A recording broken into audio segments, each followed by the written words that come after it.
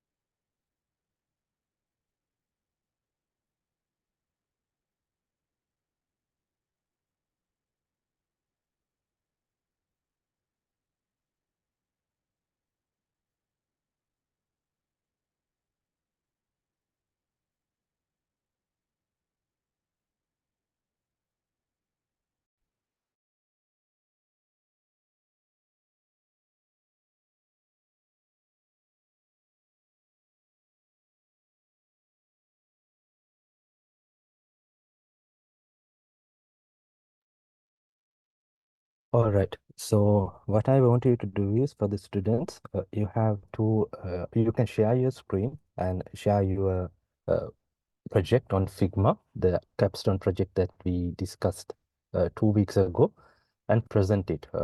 Tell me why you choose different colors, why this typeface, and what are the rationale and what are the design thinking behind your designs. And also, I will give feedback in the same time as well, and students can ask questions or tell they what tell what they think as well.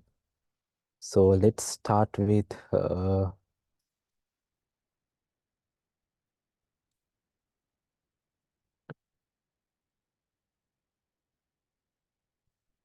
okay, Purnima, have you done your assignment? Hello, sir. Good morning. Good morning. Can you hear me? Yeah, can hear you. Yeah, I did do it, but I made a presentation. Okay, okay, Uh, cool. Okay, Will yeah. you be able to share your screen and present it to us so we can Yeah, see? yeah, yeah, sure. Sure, I can do that. Okay, let me give you first permission 1 second. Okay, you can share your screen.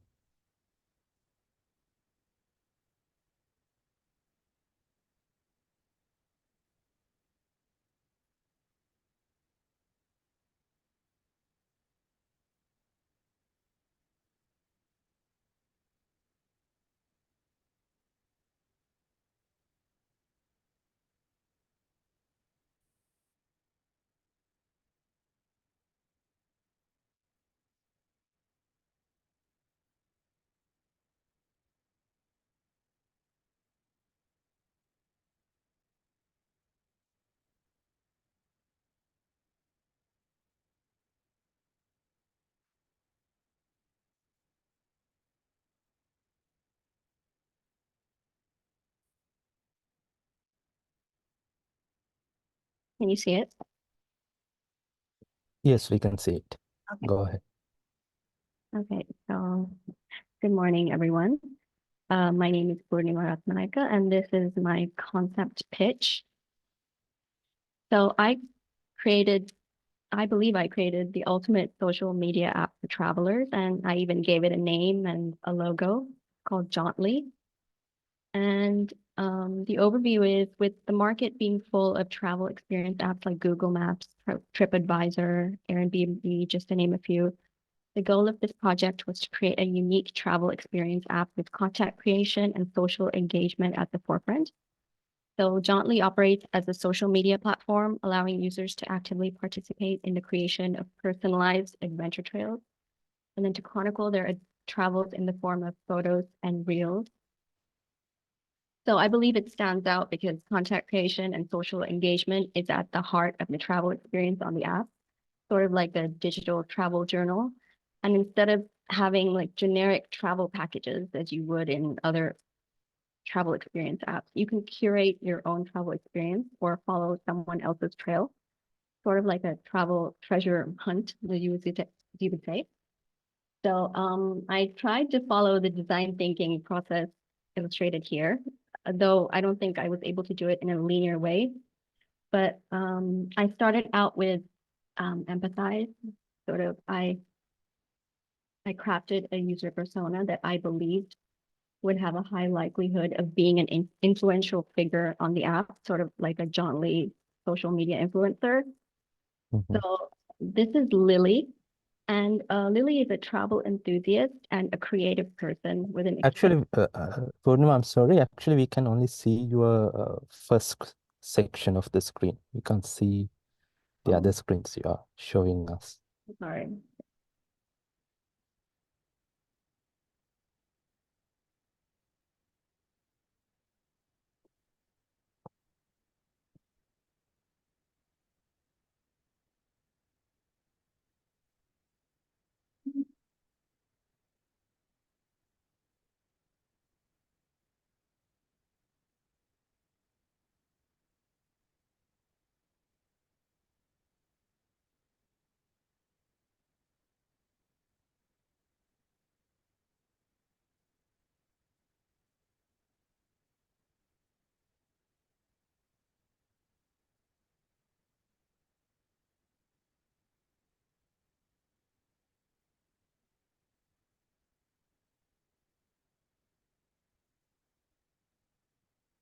Okay, I have no idea what's going on with this.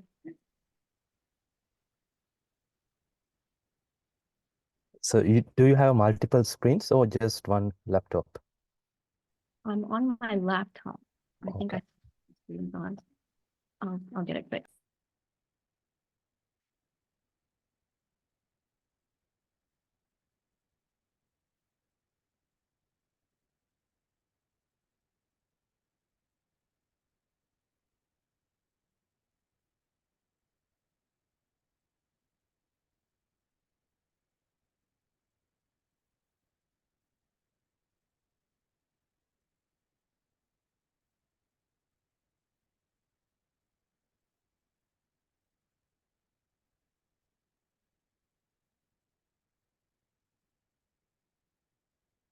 Try clicking escape key. Okay.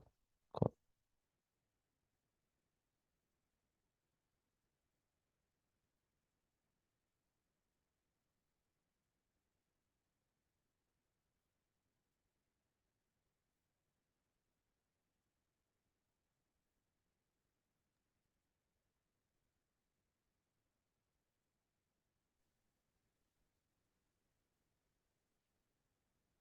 No. Yeah, now we can see your screen. The Okay. Thank you. I'm sorry for the. Yeah. So I started with step one, which was empathize, in which I crafted a user persona who I believed would be likely to be an influential figure on the app. So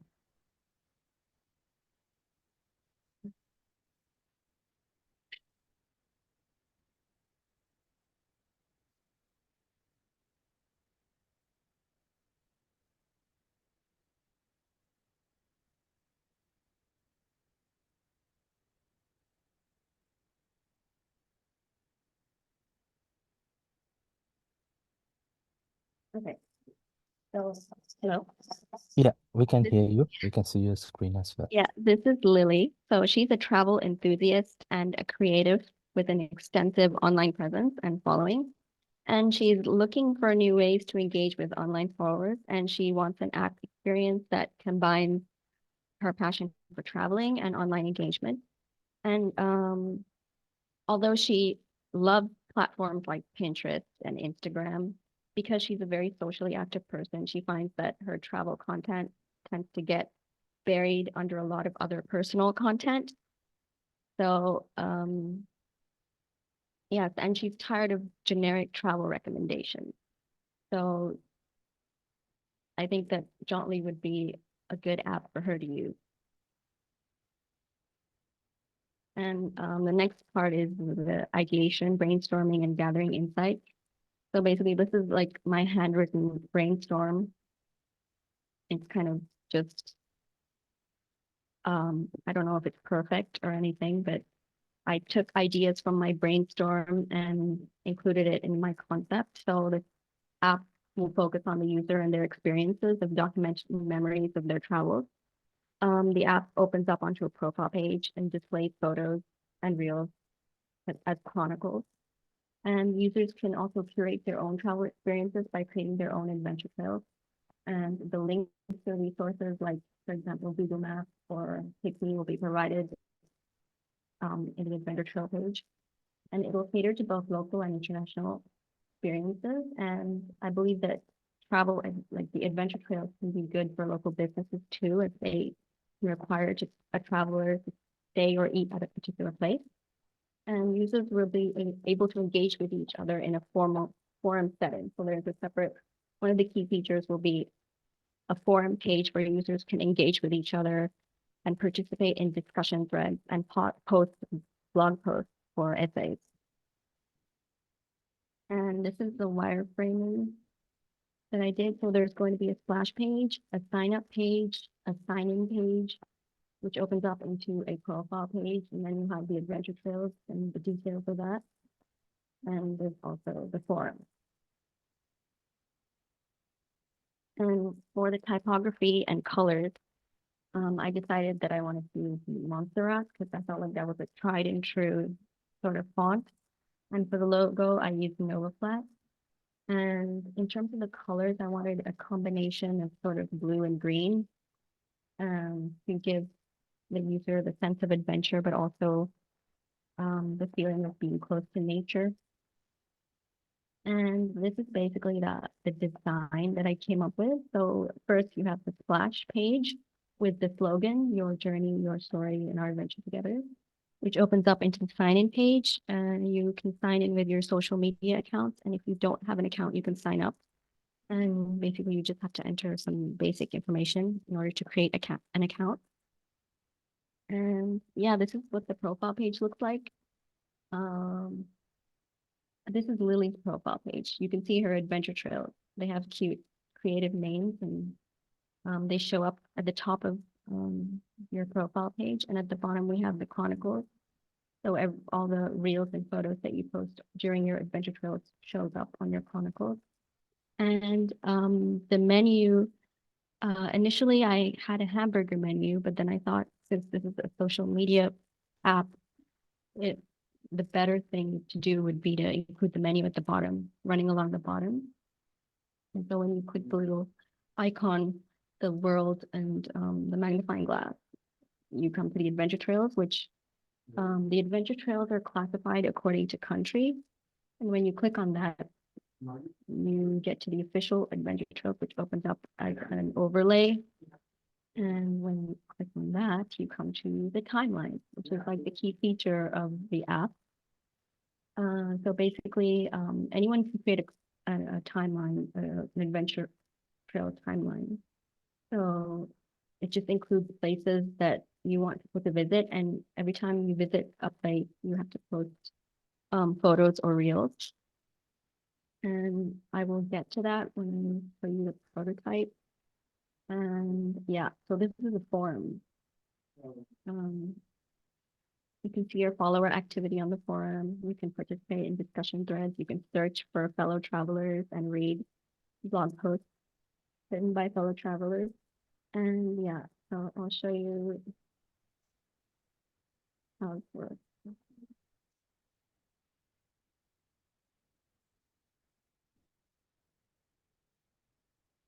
Yeah, and this is the sign up page. You can sign in, and there's a vertical scroll, and you can follow Lily. This is Lily's page. You can send her a message. And the adventure trails have a horizontal scroll. And This is the adventure trail page. It also has a vertical scroll so you can search countries and you can like countries you want. And when you click on the country, you come to the adventure trails. These are the ones that exist for Sri Lanka that I just made up.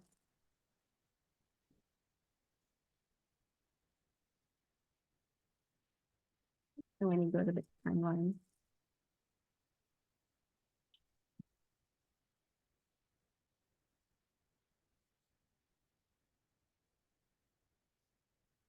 and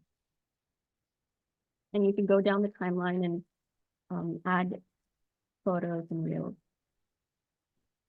and they show up on your profile page when you have them.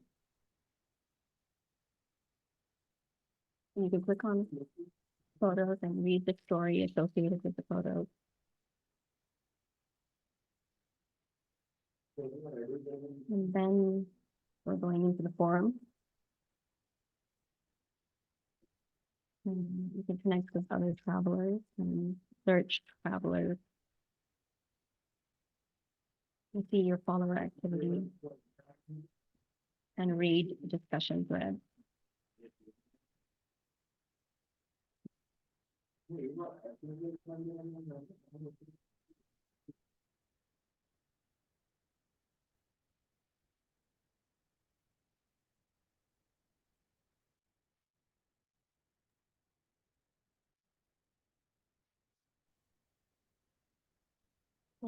So that's the app. Thank you. Okay, thank you very much. Actually, it is really nice presentation, and you have done quite a lot during past 2 weeks as well. So I can see it from the presentation and the design. So I think when I see your prototype, can we go back to your design screens, slide numbers 13 or 14, I think, I can't remember. Yeah, tell me about your design journey. Like, where did you get your design inspirations from? What are the motivations? What are some competitor application designs that you follow when you are coming up with this kind of a design? Yeah. Can you, yeah. So basically I wanted this to be like a social media experience, sort of like I wanted to make it familiar for the people using it. So I kind of wanted to give a vibe of an Instagram vibe and also a Pinterest vibe, Mhm. sort of. Yeah, and the layout for the Chronicles is inspired by Pinterest, by the Pinterest layout. Okay, cool. Yeah. What about the colors? Yeah, the colors. Initially I wanted to use green, but I thought that that would kind of put off some people. Mm. So I combined blue and green to make sort of this sort of aquamarine type color. It kind of combines two vibes of nature and adventure. Okay, okay. So tell me about some challenges you faced when you do the research and when you do your design.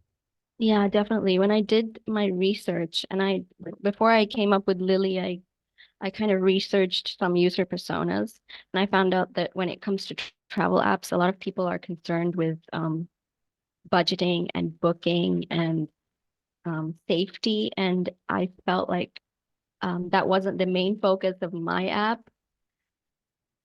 So I was a little bit concerned as to when I was creating the user persona, you know, I was focusing on sort of the social media experience instead of, Okay, yeah, okay, cool.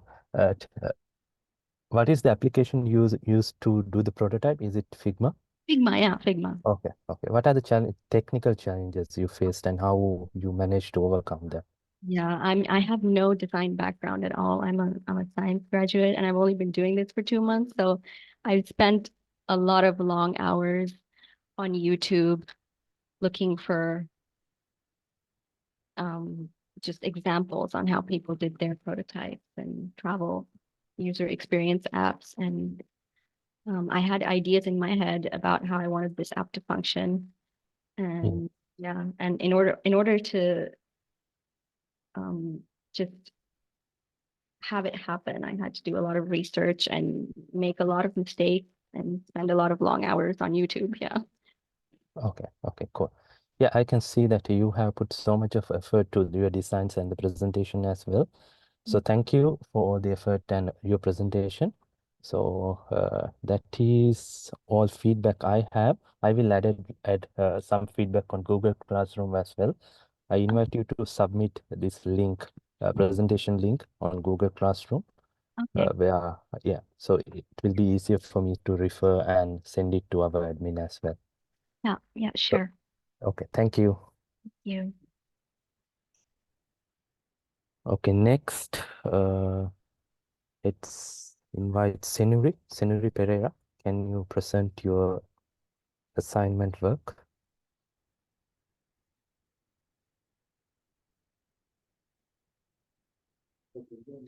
So I did not get ready for a presentation. Okay, I it is can, actually not a presentation. What you can do is you can yeah, show your sure, Figma sure. design Will and do. just run through it. Like, how did you think? What is your design thinking process? And why did you choose different colors and elements, so on. So it don't have to be a presentation. Just just you present to us your design will be okay. Uh, okay.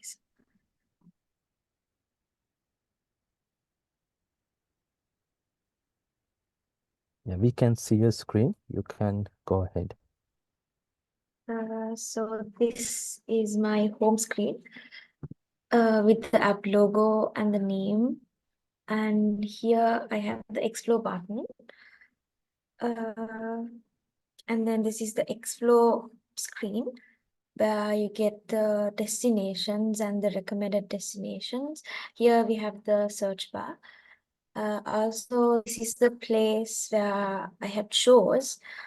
And then here again, the hotels where the person would decide to stay. And then here the hotel that have shows and the check-in, check-out, and the book now. So I would can't see the this.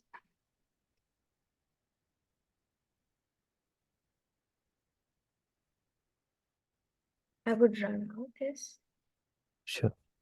So the Hongala hotel view, and here I have the link. Oops. Um,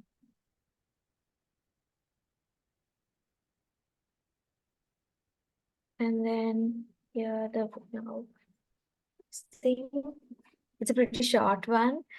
Uh, but yeah, the back button.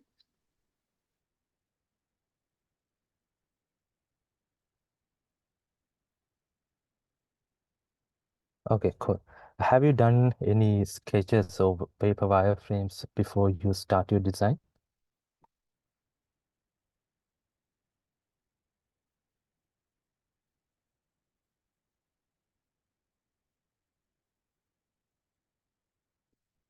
Hello.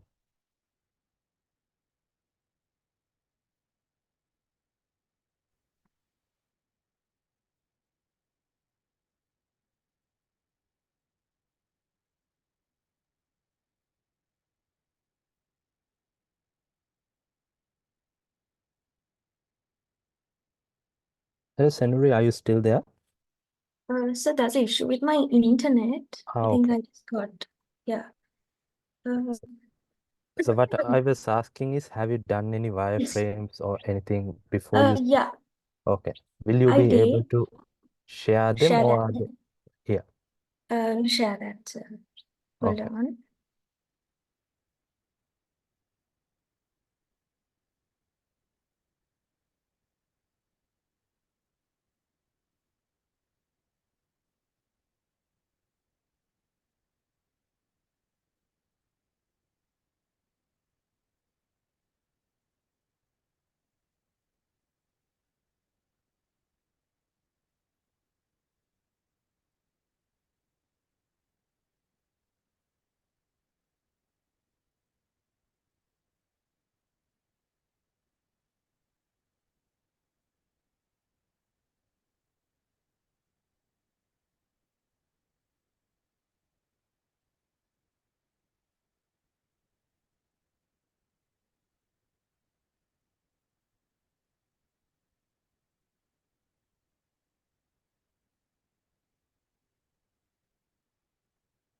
So this is my draft for the travel, easy travel app, home, explore, time stay, and hotel Okay, just give it details. a second. It's still showing it sharing. Okay, now we can see. Go ahead. All right. My connection is a bit slow, I think.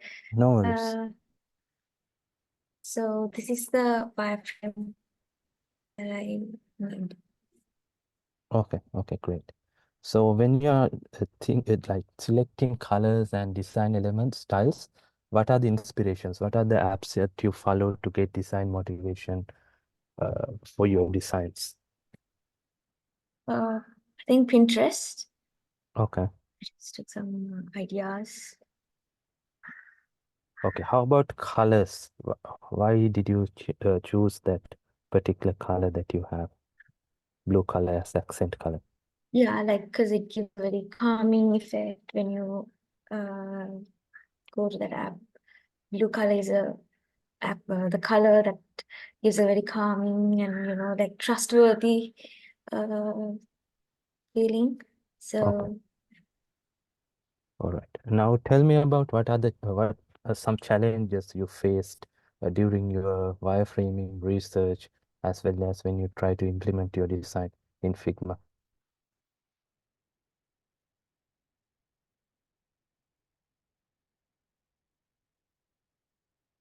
lack You of can time actually. Yeah, okay. You can stop sharing your screen, so it will give sure. you much better connection, I think. Okay, go ahead. Alright. Uh,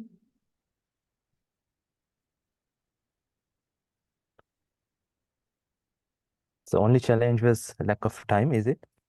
uh, lack of time, and then there were some issues. Like can't remember. There was a issue I had, and I tried to contact you too, but then I sorted it out. Okay, Uh, yeah, can't all remember right. the issue. All right, Yes, cool. So that is also a nice design considering the time frame you had. So I will thank you. put like a review on a Google Classroom as well. Thank you, sir. Uh, so thank you for your presentation and the work as well. Thank you. And next is Vijay Mala Balendran. Can you share your screen and present your design?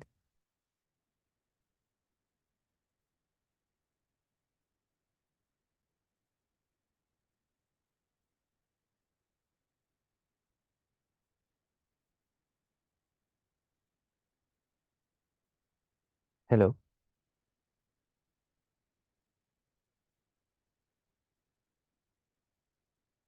Yes, sir. Please wait a minute, sir.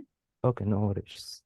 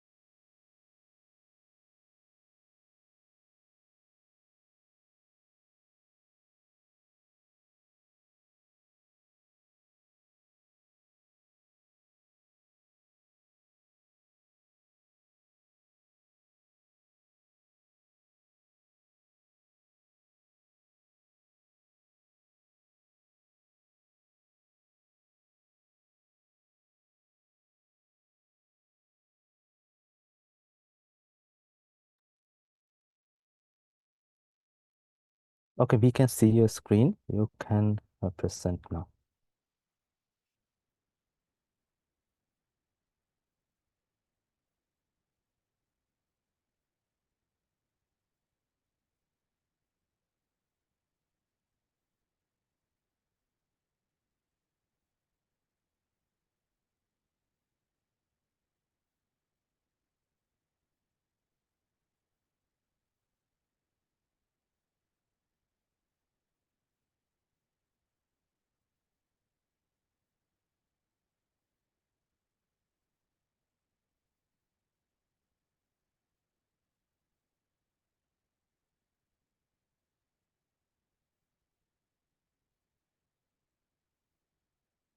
Hello.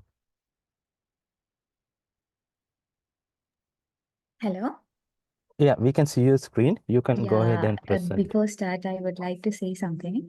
This is my first modern attempt, definitely miscellaneous. There will be maybe some mistakes, but uh, I have tried my best. No worries. Even experienced designers make mistakes, so don't worry about it. Yeah, I designed this app for iOS. My app name is Dream Adventure.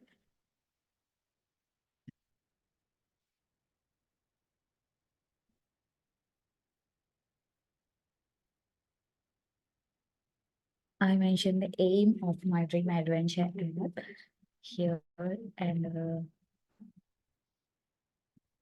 I attach overview about this project. And here I used tools to continue my design, Figma and Photoshop. So did you hear me? Hello? Hello? Yeah, we can hear you. Yeah, okay. Please go ahead. Yeah.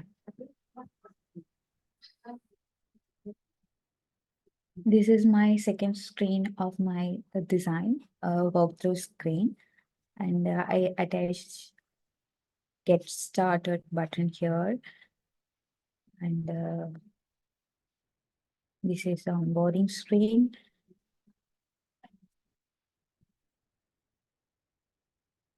This can access personalized features and save preference and secure interact with the apps.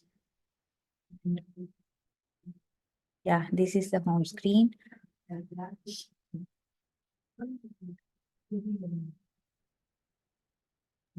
This is the main screen of the applications. Users directly here of setting up their profile or logging in.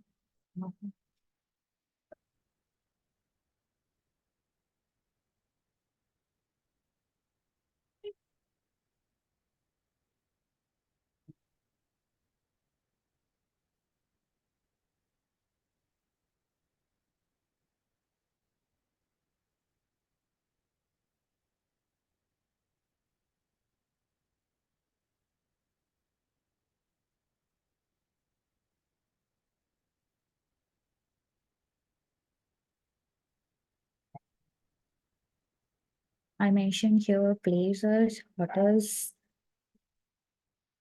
and travel related apps.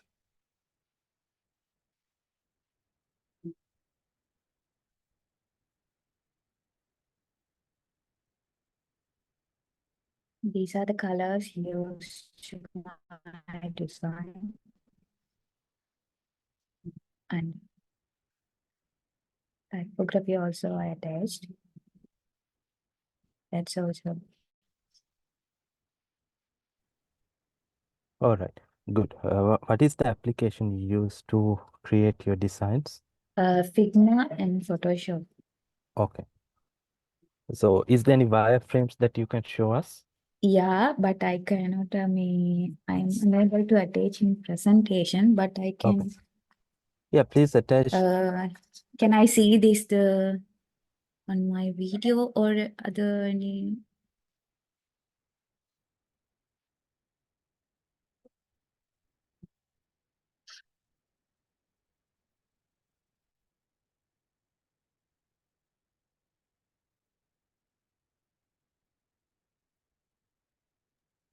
I'm sorry. Yeah, you can share them on your Google Classroom as well. If you can share them now. Do you have any photographs already taken? Yes, sir. Yeah. Yeah. Okay. Okay. All right. Upload them to Google Classroom so I can go through them as well. Okay, sir. Sure. So I will ask you a few questions about your Yeah. designing. So Yeah. why did you choose green color? As you show that two people present prior to you selected blue color. So what is the rationale behind selecting Yeah. I green think, color? yeah. The green color is gives a positive energy. Mm-hmm. So this is also the it looked like a adventure. So that's why I choose the green color and green Okay. color theme for my design, sir. Okay. What are the some applications that you use to get inspiration and motivation to you do your designs? Tell Sorry, me. sir. Sorry. Yeah. Yeah, what are some applications you looked into to get inspiration for your designs? Uh, I Like cannot already. understand your Yeah, there are some already questions. existing travel applications like Yeah, yeah, TripAdvisor, yeah, Booking.com, and so on. So what are the applications that you follow to get some inspiration for your designs? yeah. I use some reference from Google. Okay, all right. Tell me about some design challenges and technical challenges you faced during Uh, yeah, preparing. technical challenges. I think IT is something I'm completely new to this field. So I have done this project by watching YouTubes and class recordings with absolutely no any background knowledge. Yeah, this that is the task. Okay, okay, cool. Actually, you also have done a good design and good presentation as well. So I will add more reviews on Google Classroom submission. And Oh, yeah, thank you very much for okay. your work and thank you for the presentation as well. Thank you so much, sir. Thank you. Okay. So anyone have any questions regarding their presentations or anything, you can ask now.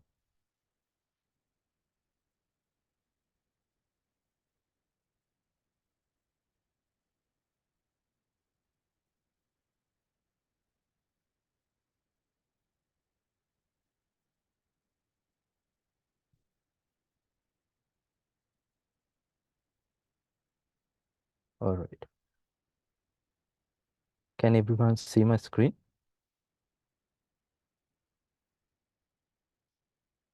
Okay. These were the topics that we covered during our first four sessions. We start off with the introduction to UI and UX. What is UI and UX? And then we talk about UX jobs and salaries in the industry, essential skills that you need to have and how to improve, how to think like a UX designer, what is UX portfolio and how to create your portfolio. So those were the things we discussed in the first week. And we in the second and third week, we discussed about UX process, introduction to UX process and methods, practical application of UX design process, design thinking and techniques, user research and user interview, creating personas, creating paper wireframes, introduction to UI design tools, and finally design testing. So last week, the week before last week, actually, we discussed about Figma. We did Figma practicals, Figma design essentials, how to create components, how to create auto layout, responsive designs, grid layout. So those were the things we talked about. And industrial Figma design techniques. We talked about creating a design system where we have reusable components and design principles such as atomic designs where we create basic elements and how we can build on it to create a final prototype. And finally, design presentation techniques where we talked about how to create a clickable prototype using Figma. And today we are going to talk about some tips, how to get your first UX design job and 20 tips for success in your first UX design job. So this is the presentation that I'm going to present to you today. And also, if you have any questions up until now during but the things that you have learned last few weeks, you can send a message or ask any questions. So even though our short course is completed with this week, you can still ask questions on WhatsApp group chat, or you can contact me through email if you have any design uh, question when you're doing your design or when you're looking for a job opportunity as well. So let's start with today's presentation.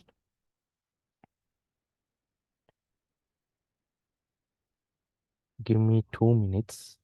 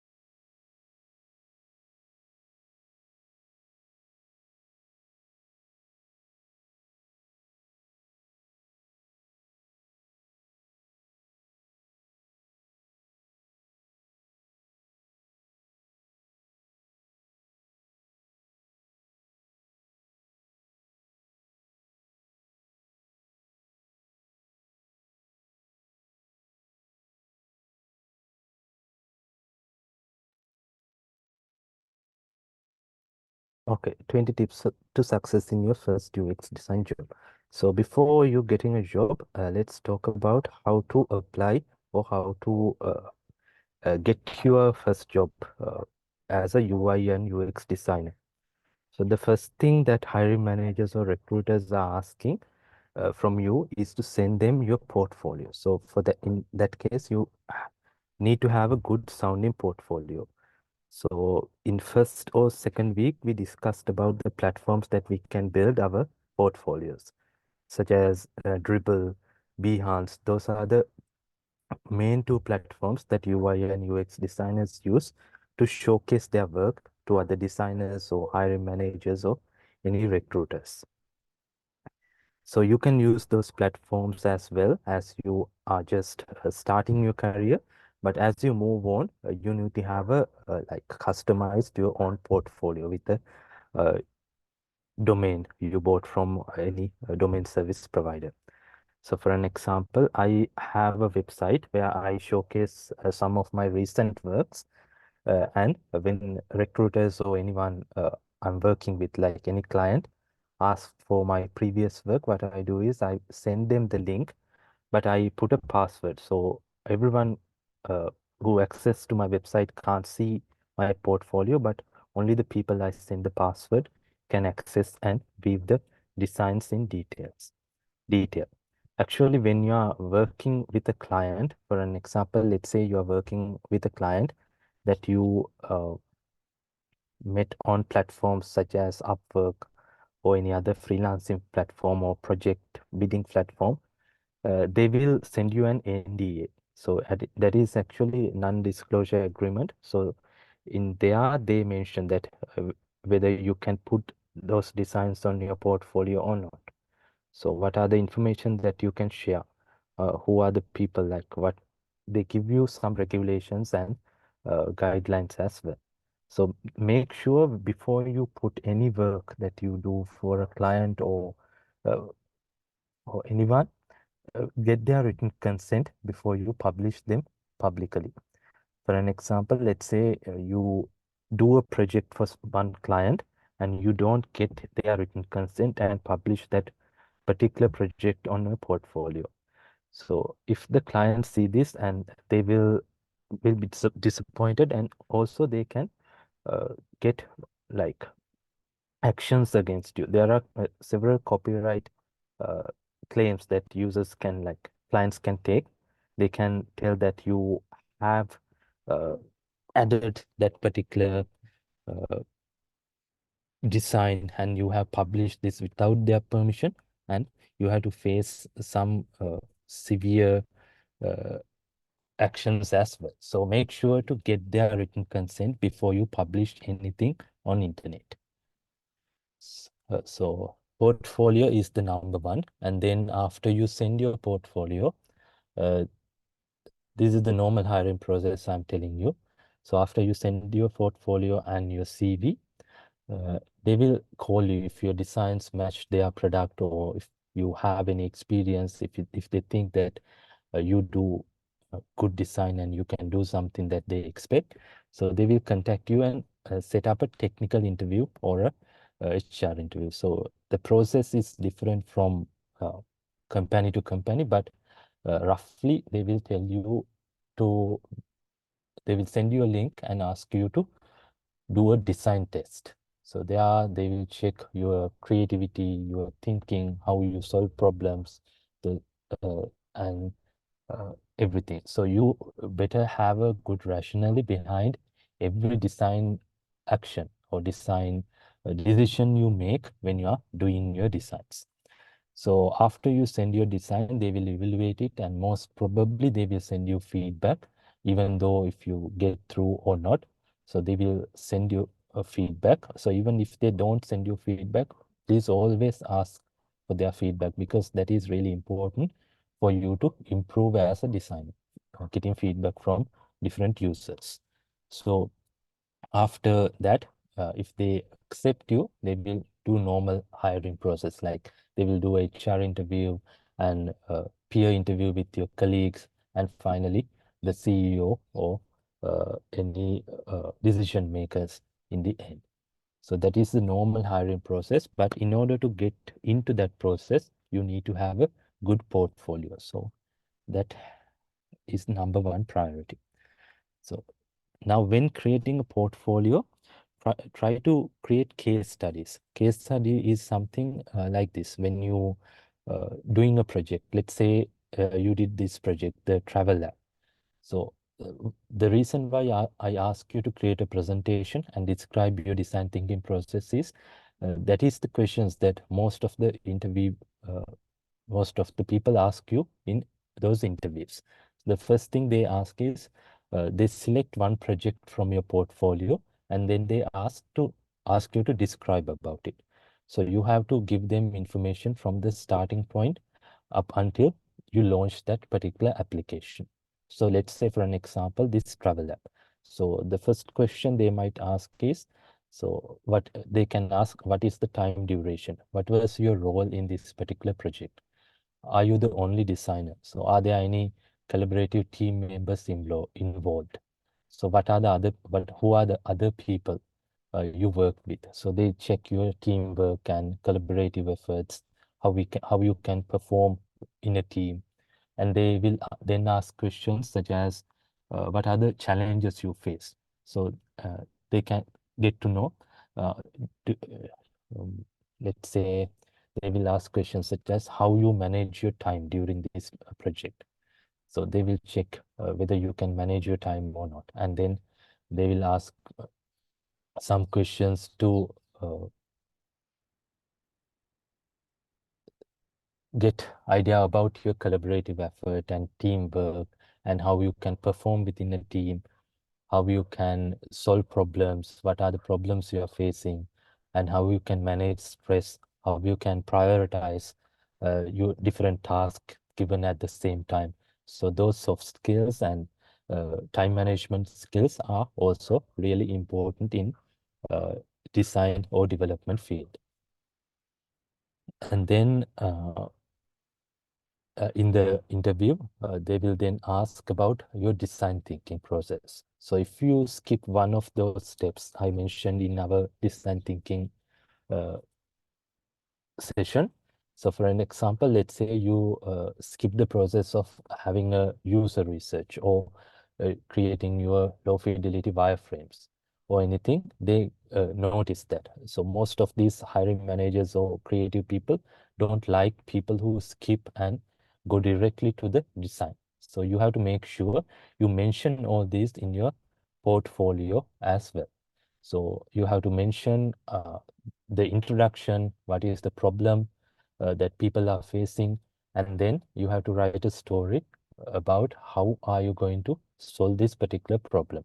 So in this solution, you have to mention what are the problems they are facing, how you approach your users and ask different questions, and how you gathered user input in like qualitative or quantitative data, such as the questionnaires you ask, what are the data you gathered by referring to different platforms, the page speed, how many users interact with different platforms, the competitor analysis and everything should come into place before you move on to the next section.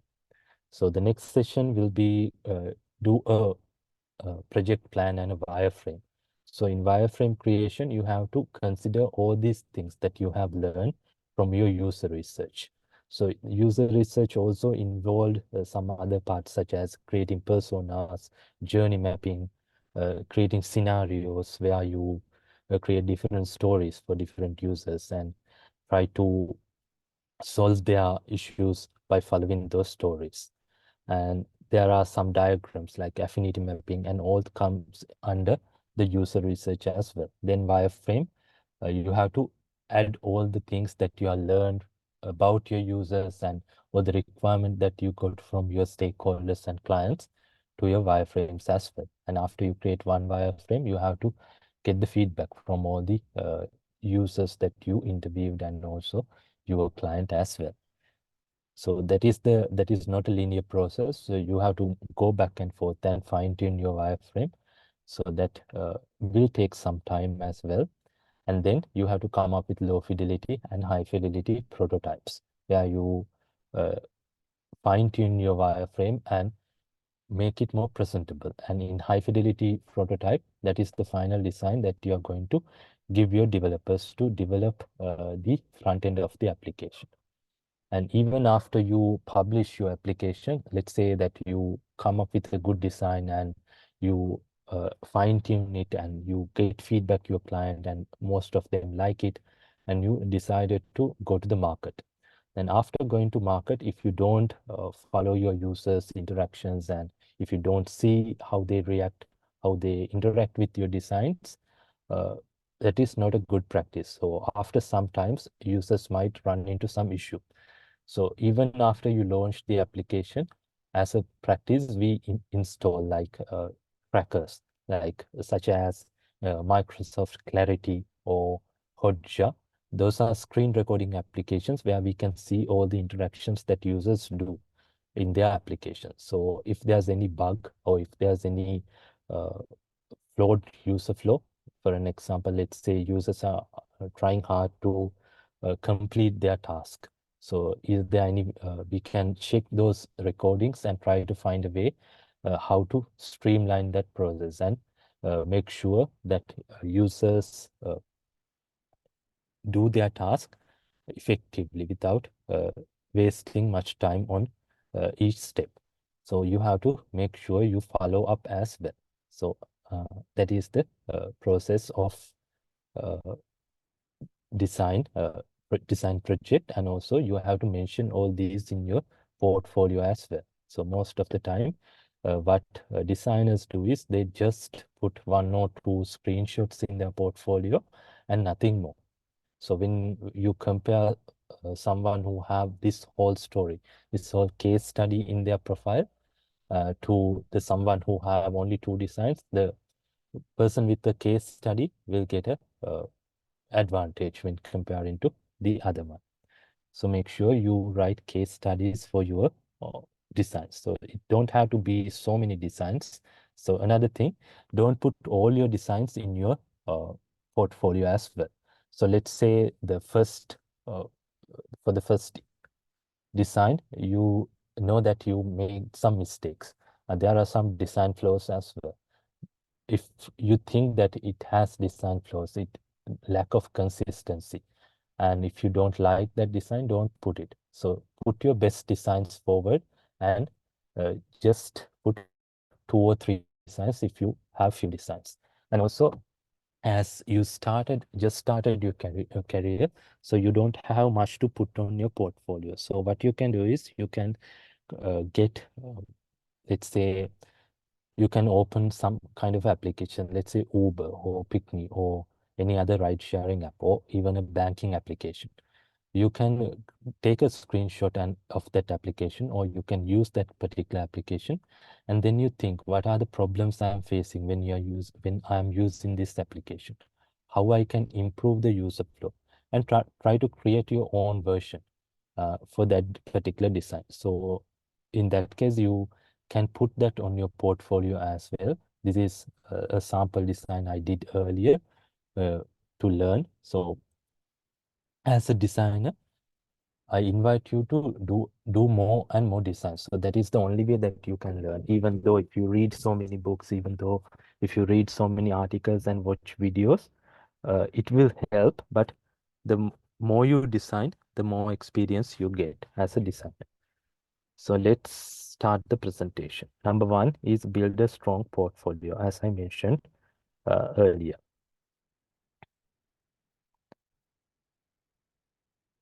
So after you complete this particular program, you can create a portfolio and add the capstone projects you did.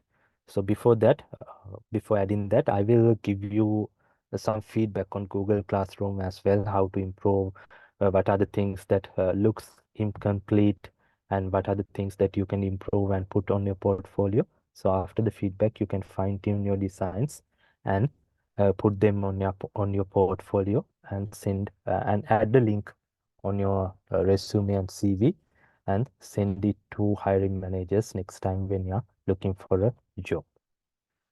And another thing about jobs, actually, most of the UX designers and developers uh, tend to work for freelancing projects. The freelancing platforms, I think I showed you earlier as well.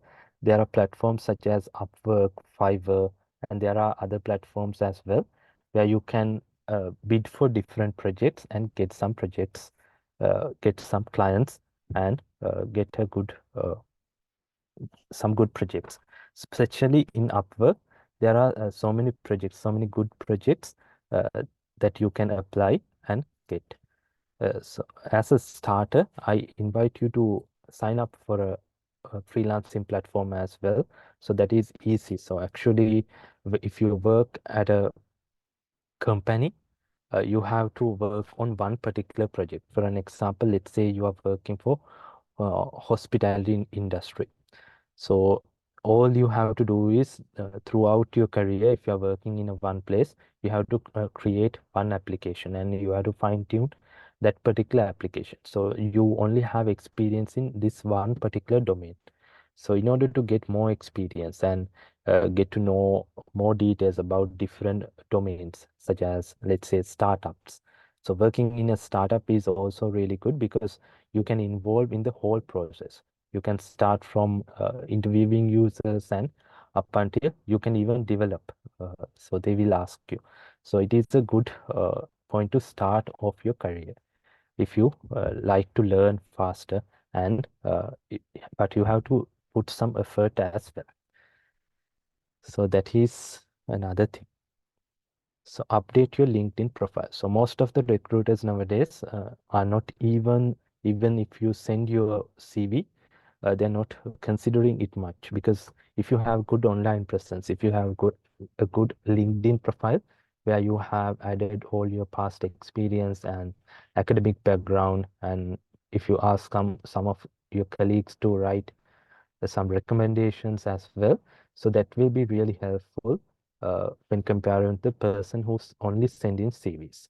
So the portfolio is must, and also if you have a good LinkedIn profile with connections and also the complete profile with all the uh, information, academic as well as work experience, it will give you an advantage when looking for a job.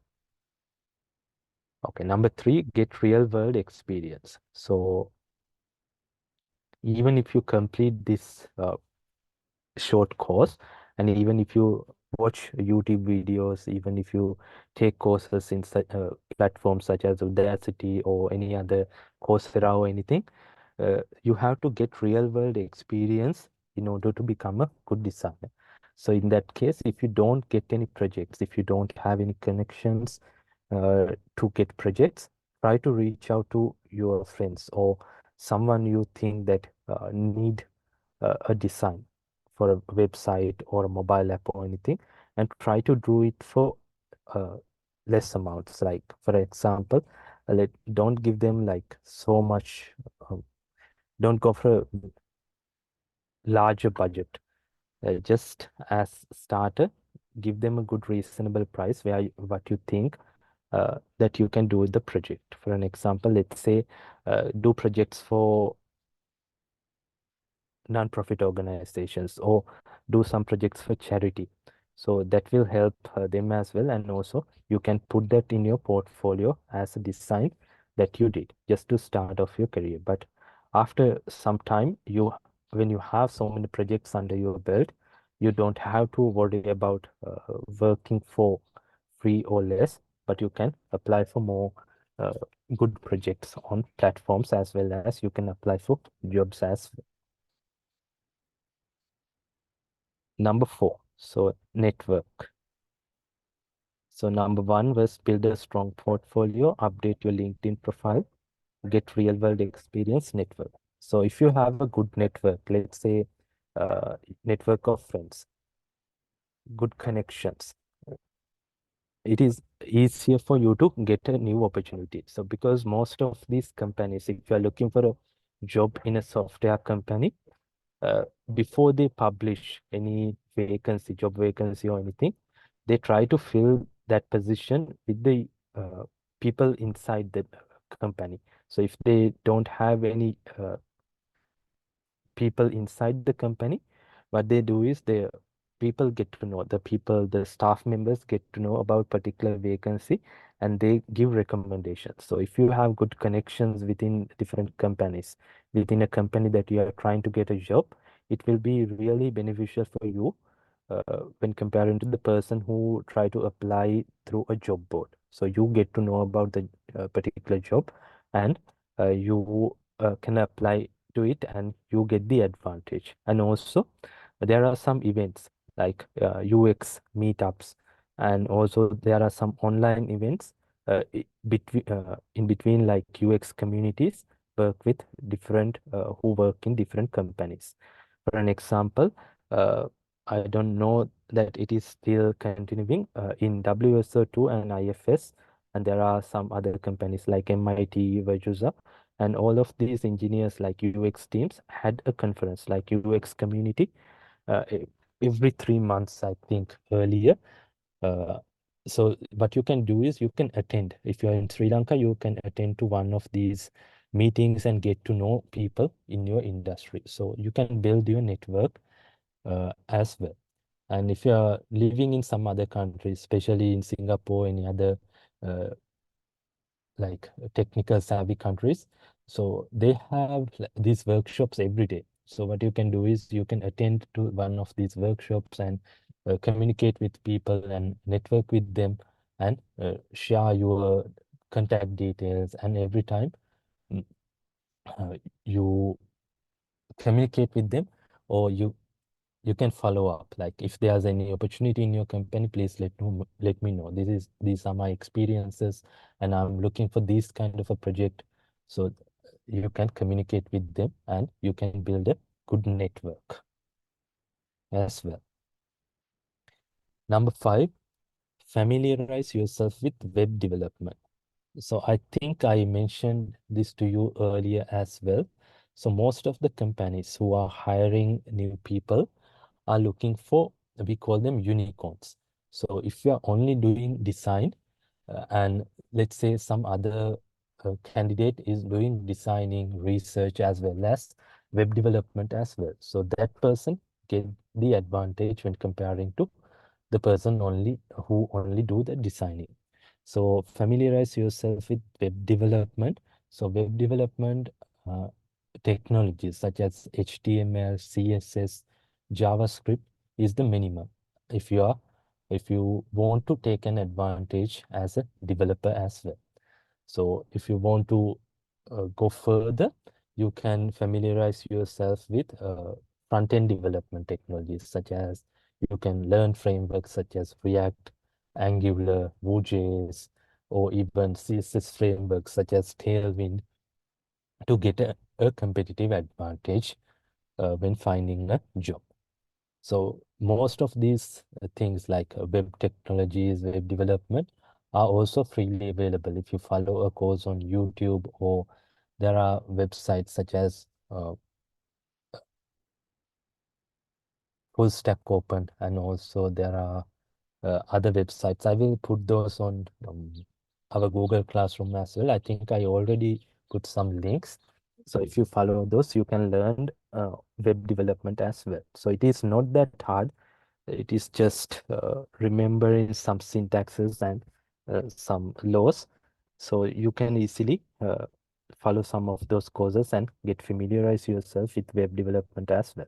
So even though if you're not good in coding, there are some no-code technologies where you can drag and drop uh, components that you already created to create front ends using JavaScript or any other languages. So search for them and look into those as well. Familiarize yourself with web development. Give up thinking you are an imposter. So let's say that you just started your career and you are comparing your designs with with a person who has experience of 5 to 10 years. So actually don't do that. It will disappoint you. So even when I started my career, I always thought when I actually had a coding background, but I like designing. So that is why I selected UX designing and front end as well. So when I started my career, when I compare my designs with the person with 10 or 15-year background and my design, I always get disappointed. So that person's design is so much neat and they maintain consistency and the color selection is also really good. So I thought that I'm not that good when comparing to those people. So actually don't do that like in regular basis. So for an example, let's say we only have to compare ourselves. So let's say that before we start this particular course, there was a like some of you couldn't even do any designs in Figma.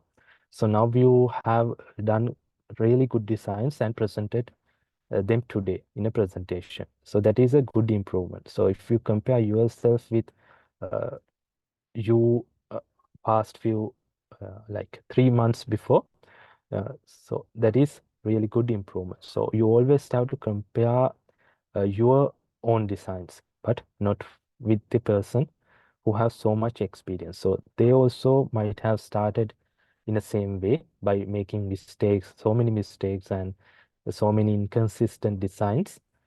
And then they finally learned something and they are applying those practices and doing good designs now. So give up thinking you are an imposter. Don't give up on the hunt. So this is another thing that most of us do. So when we are looking for a new job, let's say we are looking for new UX designer job, we apply our uh, we apply for 10 to 15 places. And let's say none of them get back to us. So no, not even an email, not even following up or anything. So you give up and then you don't apply for any more jobs and you're trying to improve as a career or you are trying to pivot and find some other job in another field or you maybe settle for less even though you have a good design skills. So let's say you're applying for several jobs. Now, what you have to understand is when some people are rejecting you from a job opportunity, then don't take it personal. They are not only rejecting you, they are not rejecting you as a person, they are rejecting your designs. Actually, not rejecting, they might have some good people that, let's say, the healthcare company is hiring. So if you don't have any healthcare projects in your portfolio, they won't hire you. So the person who has like more experience in that particular domain, they have more advantage of get that particular job. So don't think of it as a personal thing.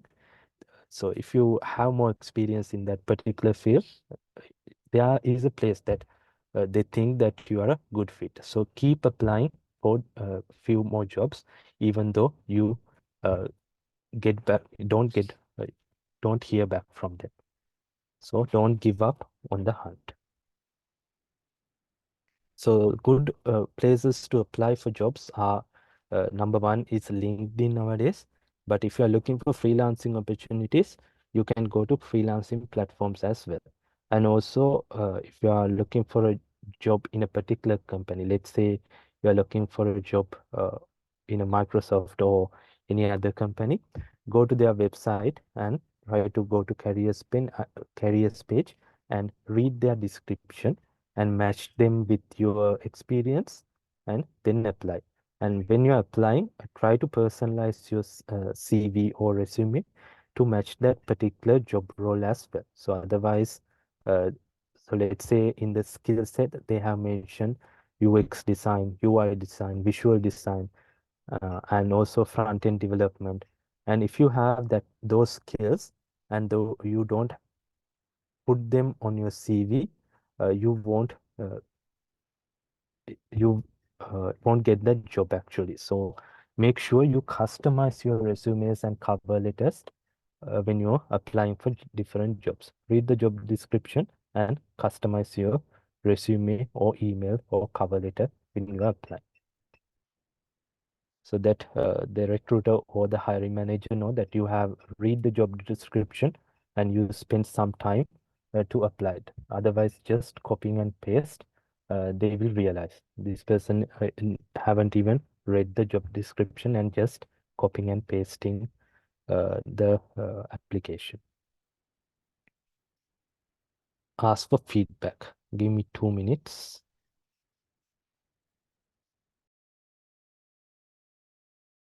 If you have any questions up until now, you can ask.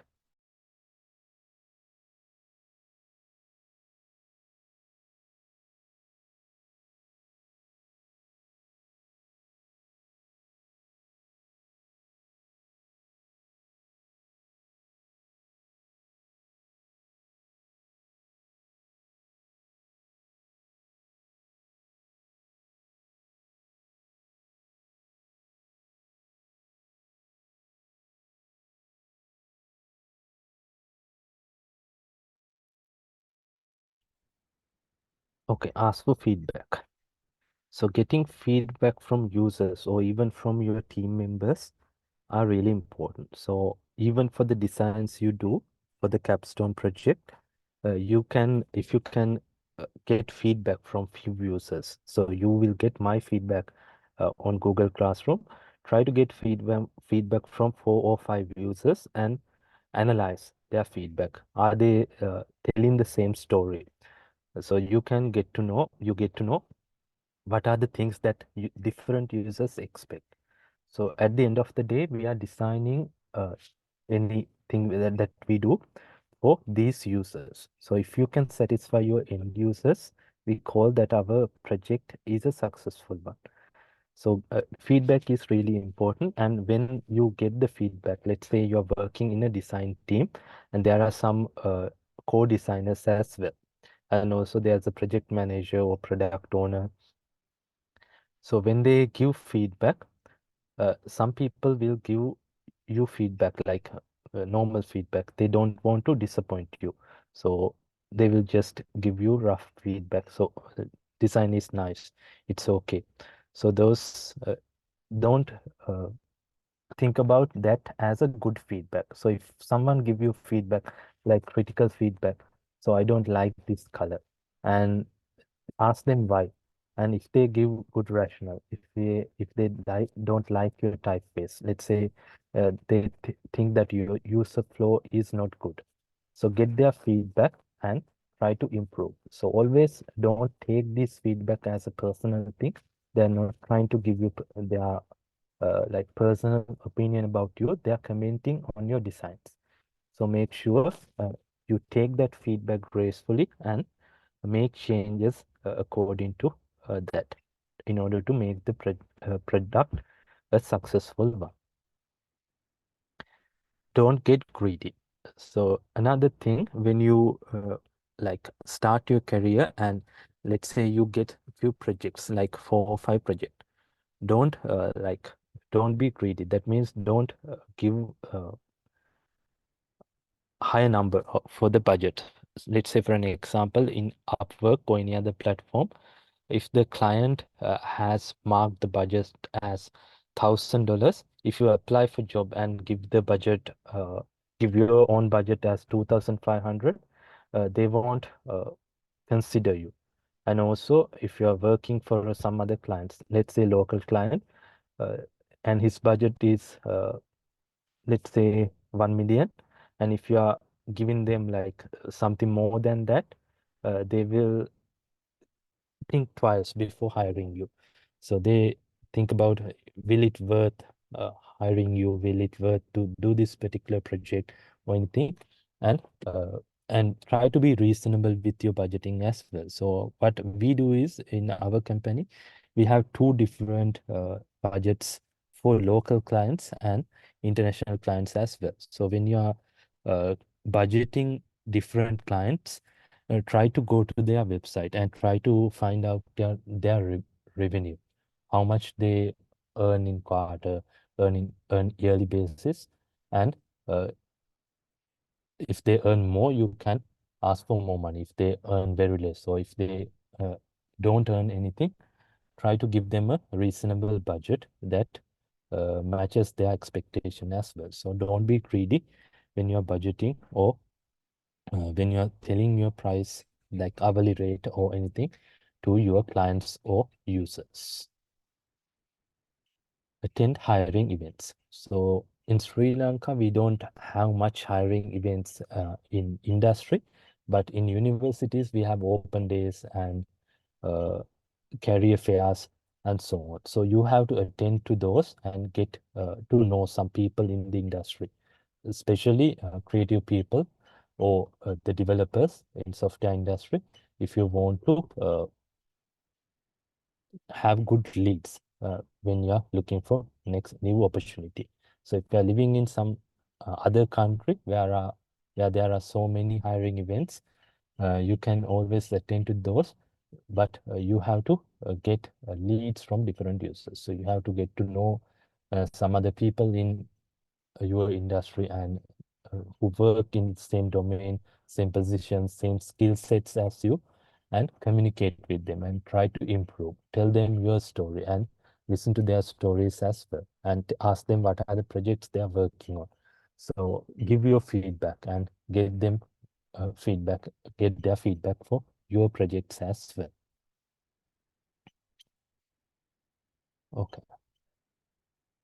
Number 11, mentor another student. So when we try to teach someone, like for example, let's say we learned something last week uh, regarding Figma. So in Figma, we learned how to create components. So if you try to explain it to some of your other students, or it's one of your friends, it will give you more experience. If it will uh, help you to gain more knowledge about that particular subject. So try to mentor another student and try to teach them as well. So it will give you, it will help you as well as that other person as well. Keep a positive mentality. So when you're in job hunt specifically, uh, there will be number of rejections. So even though you think that your portfolio is really good, you have good experience in particular domain, you will get rejection. So when I apply for a job, like soon after I graduated, there were so many rejections that like some of these people didn't even reply to my emails as well. But you don't have to lose your mentality actually. So keep a positive mentality and keep moving forward. Don't take like rejection as a personal thing. Just think of as if they're looking for someone else, like a good fit, and you are not a good fit. You don't have experience in that particular domain, and they are not looking for, uh, and you are not the person that they are looking for. They are looking for a best fit to match their job description and the projects they have. And you always have to try to find a place that matches your job like skill set as well as your experience. So keep a positive mentality as well. And number 13, increase your network. So let's say for year you attended few meetings and you have a LinkedIn profile and you have like few connections that you communicate in daily basis, and after 1 year also you still have the same people in your network. Let's say you have 5 people and you still have 5 people after 1 year or so. So that is not a good sign. So let's say if you are looking for a new jobs, uh, if you have a good network, if you increase your network every day or every month, it will be really beneficial for you to get new leads or new job opportunities. So they will tell you, they will remember that this person is really good and is looking for a job opportunity. So try to increase your network as well. Even though if you are uh, like introvert or if you're shy to talk to other people, try to at least try to improve one by one, like add one person in your field to your network every month and try to build a conversation with them and try to ask some questions. What are you working on these days? What are the projects? And ask them few questions about the problems you're facing and try to communicate back and forth. Job shadow. So let's get a 10 minutes break, and when we come back we will complete other slides. Let's meet up at 10:35 local time.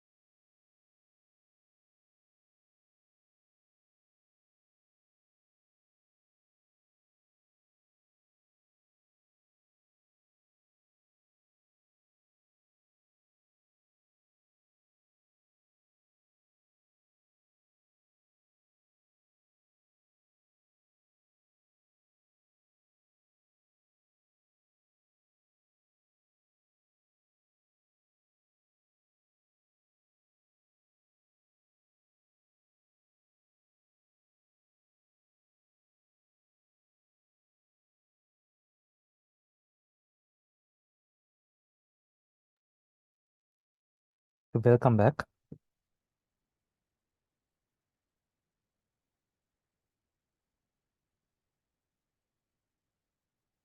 Okay, we were talking about increase your network and the job shadowing. Okay, job shadowing is another thing that you can do to get to know the daily life or the responsibilities of uh, some person. For an example, let's say you can follow UX designer. You can ask them questions such as what you do when you go to work. Give me 1 second.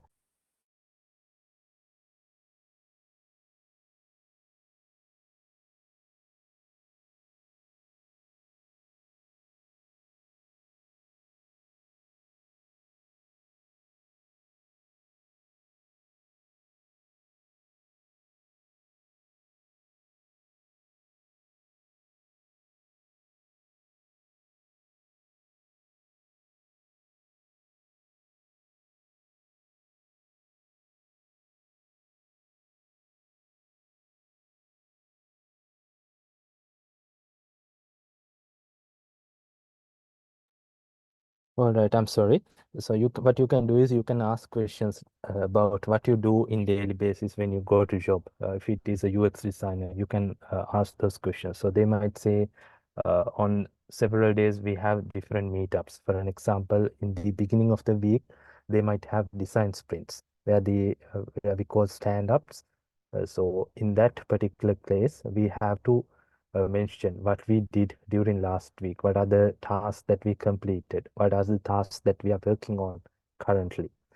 And then based on the task at hand, the team member or the like a project manager will assign you different tasks to be completed within the given time. And that is what we call a stand-up. It is actually comes under agile methodology and design sprint. So I think I have added some book recommendations as well regarding the agile as well as design sprint. So it is a good thing that you follow those as well. So another thing that comes up with the advantage that you have with the YouTube and especially blogging, you can watch videos on YouTube. There are a few videos about the day of a life of a UX designer, the day of a life of a interaction designer, and so on. And then you can understand what are the tasks and the responsibilities uh, that this person have uh, as a UX designer or interaction designer or UX researcher, UI designer, and so on. So that is another good uh, point to start and get motivated and get to know about the specifics of the job. And don't be afraid. So another thing is one thing people do when they start their career, they're not trying to apply for the big places. For an example, let's say you just graduated and you think that if you apply for a particular place, like let's say a software firm, established software firm, you won't get the job. So don't do that. Actually, try to apply to every position that you think that matches your skills and any place that you like to work. So don't be afraid. And also during your interviews or anything, don't be afraid. They don't try to reject you or eliminate you. And uh, most of the time, those interview recruiters and the hiring managers, team members you meet during the interview process are really friendly. They try to help you to get that particular job. So don't be afraid and tell your story. If your projects and the story you're telling matches with their requirement, they will definitely hire you. So don't be afraid to express your creativity, your design thinking process, and the ideas behind your design thinking. So don't be afraid. And then don't sink your teeth in the first piece of meat. So another thing as a beginners we do is whenever we get an opportunity, we don't think like whether I can get a better opportunity or not. Uh, the first opportunity we get, we apply for that and we start working on that. Let's say, for an example, you apply for jobs and you apply for 10 jobs and only one person get back to you, and you don't it don't give you the expected salary, don't give you the expected freedom you have. They are asking you to work on weekends, and also there are some overtime as well. So if you don't like that particular job, if it don't satisfy your requirement, don't match your requirement, don't try to get that job actually. So there will be a better opportunity match your lifestyle. For an example, if you like to get paid more, if you like to have some freedom, if you don't like to work on weekends, you there are many opportunities, especially with the freelancing and also uh,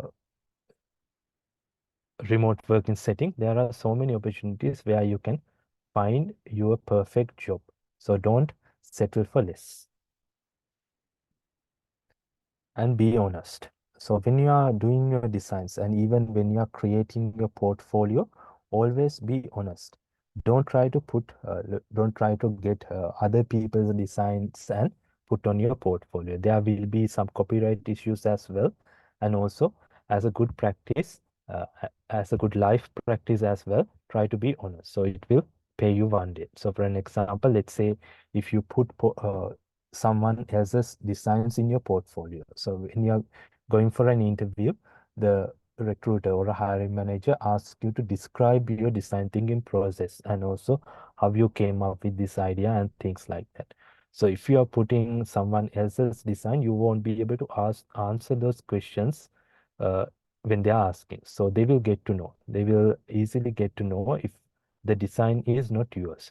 So if it is your design, you have like a good understanding. You spend so much time fine-tuning that particular design. Give me 1 second.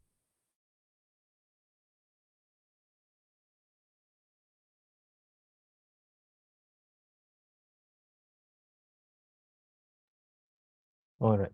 So if you're going for an interview and you have some other people's work, the recruiters or the hiring manager will get to know by asking simple questions. So if you hesitate to tell them about the project details, such as the design thinking process, if you don't have any wireframes, if you don't have any research uh, background for that particular project, if they compare your other designs with this design and they find out that this design is something very different from your other designs. So this from these things, they will get to know that this is not your design, and it will not only like uh, don't give you an opportunity to process through that interview, and it will uh, they will tell other people as well. So it will negatively affect your career. So always make sure put your own designs and be honest. Tell your experience and don't put wrong things. Don't put like misleading information on your resume or any application as well. And number 18 is know your strengths. So this is also really important. If you know your strengths, let's say for an example, you are a UX designer with good research background. Like for an example, you are good uh, with people. Let's say you have good interpersonal skills. You can ask questions. You can interact with people really well. So that is a good sign for a UX researcher. And if you are really good in visual designing, you can do designs according to the user requirement, and also you can visually represent any data on particular screen. So that is a good sign for a visual designer. And if you know information about information architecture, hierarchy of the data in a particular screen, and what are the placements, how users follow the process, so you can become a UX engineers. So if you know your strengths and you know what is your target goal within 5 years, if you start your career in 2 3 years, you want to become a UX designer and senior UX designer and UX engineer and company owner and so on. So if you have a good, clear understanding about what is your end goal and your strengths, it is really important for you to proceed as a UX designer, and especially in a creative landscape. And also, uh, on the other side, you have to know your weaknesses as well. So if your weakness is something like, let's say, if you're not really good with communicating with people, you're an introvert or something like that, you don't like interviewing people, you just like to work on computer and don't communicate much, but you have to communicate at least with your team members. But if you're really not good with interviewing people and get their feedback or documentation, you're not really good with documentation. So you have to choose a path in the design industry that don't involve that part you don't like much. So that will give you a good job satisfaction, as well as it will uh, help the team as well. So if you are not uh, good with that, you can tell your recruiter or team members that I will do this particular part because I'm good with visual designing and I'm not good with people. So in user research, I won't be able to participate much. So that is also a really good thing to know your strengths and weaknesses as well. Do as much as UX related stuff as you can. So even though if you right now, even though if you have a different career, let's say you have a business background or you have a mathematics background or programming software background, uh, if you like design, UX design, the only way that you can improve as a UX designer is do much UX related stuff. So in day-to-day life, when you're interacting with different things, when you're interacting with your mobile phone applications, even mobile phone, with your vehicle or anything, what you can do is you can follow the user flow and try to find flows, how we can streamline, how we can improve the user flow to make it more productive, how I can do this task easily without spending so much time in this particular screen, how we can make users' life easier. So those are the questions that you should ask, and you should have answers for that as well. So let's say, for an example, you are trying to take a public transport or uh, any transport, like and pedestrian crossing. How we can improve, how we can spend uh, make it more productive, how we can decrease traffic in this particular junction. So you have to think about those things as well as a UX designer, not only the things in a digital space, but also as a physical in a physical space as well. So it will give you a good understanding about the problems that users are facing in daily life, and you have to come up with solutions as a UX designer. Wear your drive on your sleeves. So the next thing actually is when you are good at something. Let's say you are a good UX designer, and you know that you have spent so many hours, sleepless hours, to learn something, like learn UX and do your designs and everything. So you have to wear your drive on your sleeve. So you have to show the world that you are qualified, that you have this kind of experience, so that people get to know that you are very experienced, and also they will when the opportunity arises, let's say, for an example, they are looking for some UX designer with a background just like you. So they will remember this person is good at creating this kind of application. This person is good at creating mobile applications, travel applications. So we should ask them first. So show your design skills and also the projects you did, and share them on platforms such as LinkedIn or Dribble and anything. So if you are good at something, you have to show the world as well. So that is the presentation, the 20 tips for successful UX design career. So that is actually all regarding our course, what I'm going to do is I'm going to go through your designs again on Google Classroom during this week, and I will give you some feedback, and then you can go through those feedback and try to improve your designs, and you can create a portfolio and put it in your portfolio as well. So next time when you're applying for a job, you can put your portfolio link on your CV or resume, and also send you a link to the recruiter, so they will get to know your designs and what you can do as a designer. So do you have any questions up until now regarding anything that we discussed during the class? You can ask.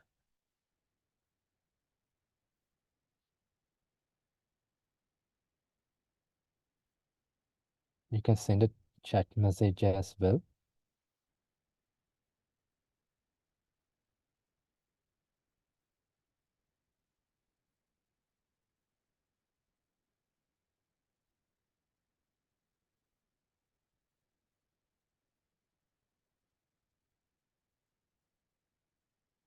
It can be a career related question. It can be a design, like practical questions regarding Figma or any design theory or anything you can ask.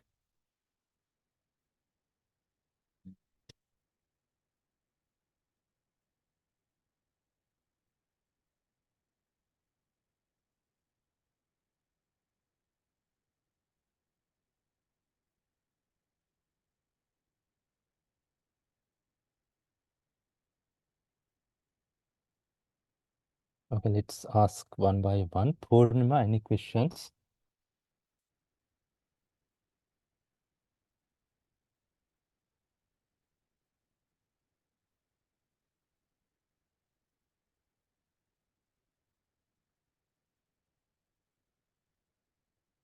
How about Vijay? Any questions? No, sir. Okay, okay. How about Senuri? No, sir. Okay, All clear. all right, cool.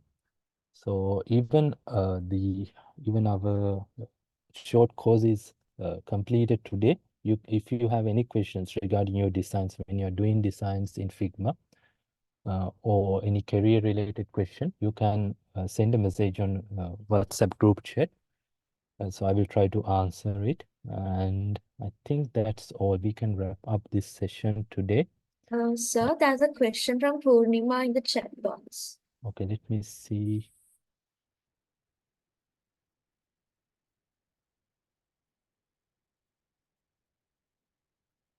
Okay, do you have to start off in an internship position?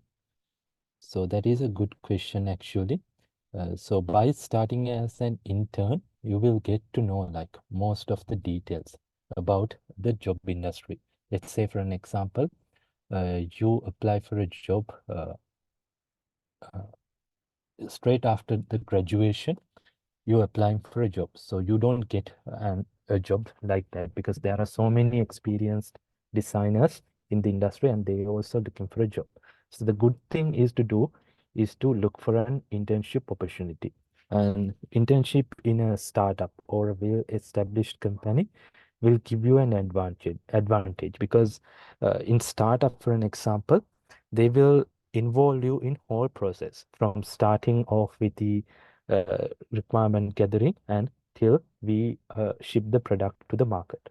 So if you really want to learn something fast, look for an opportunity in a startup, a remote startup or a local startup or anything will help. And also if you want to learn uh, something, but in a established company, you can apply for internship position like design intern and so on. So what it will do is like, let's say you directly apply for a job like associate UX designer and get the job. But most of the time you don't know what to do and things like that. Like you don't know what are the process that you should follow. But as an intern, if you have internship background for at least 3 to 6 months, you know that these are the things that designers do. This is the procedures that we should follow. These are the documentations. These are the steps that this company is following project development methodologies such as agile and what other design methods that follow, design sprints and so on. So you get to know, even though they pay you less or don't pay you at all, you get the valuable experience. And you can ask questions from your co-workers and well-experienced designers regarding this. But yeah, it is a good thing to start off as a intern rather than going for a position. So it is actually there are some companies that offer direct positions, and you can learn on the job as well. But it is a good practice to start off your career as an intern in any field. Is it clear, Purnima? Yes, sir. Thank you. Okay. Okay. Is there anything else anyone need to ask?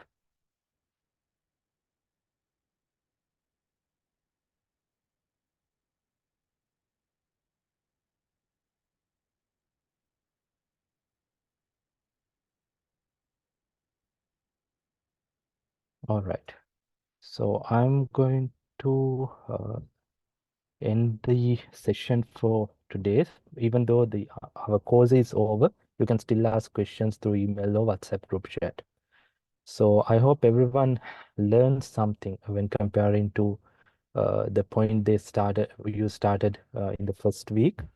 And I hope you do good designs and create good user experiences during your career. And I'm really looking forward to that as well. So thank you very much and have a great day. Thank you so much, sir. Thank you, sir. Thank You you, too. sir.